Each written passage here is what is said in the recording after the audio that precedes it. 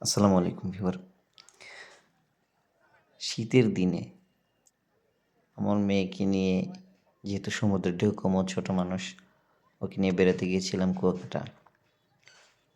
দেখেন কি সাহস! সে সমুদ্রের পানি দেখলে তাকে কোনোভাবেই দাঁড় করা যায় না। সামনে কি আছে, পানি আছে, কোনো ভয় নেই। এবং সে নির্ভীক দাঁড়িয়েছে যে তাকে একবার নিয়ে আসছি, আবার সে চলে যাচ্ছে।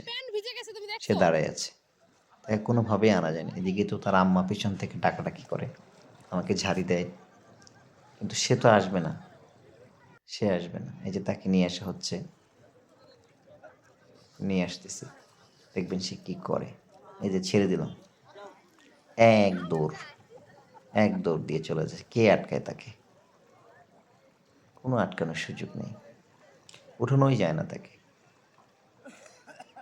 উঠানোই যায় না। সে মাঝখানে যাবে, সে মাঝখানে যাবে, সে দৌড়বে পানির মধ্যে। এই যে আবার যাচ্ছে, আবার যাচ্ছে, কোনো বাধাই সে মানতে চায় না। চলে আসছে, যখন পানি শেষ হবে আবার ঘুরে যাবে। এই যে দেখছে পানি শেষ, আবার চলে যাচ্ছে।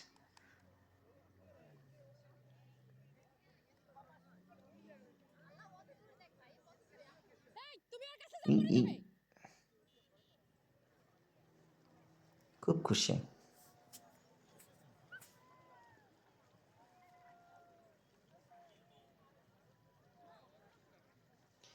তাকে এখান থেকে নেওয়ার সময় কোনোভাবেই নেওয়া যায় না। তাকে নেওয়ার সময় সে যে কান্নাকাটি করছে, ধন্যবাদ।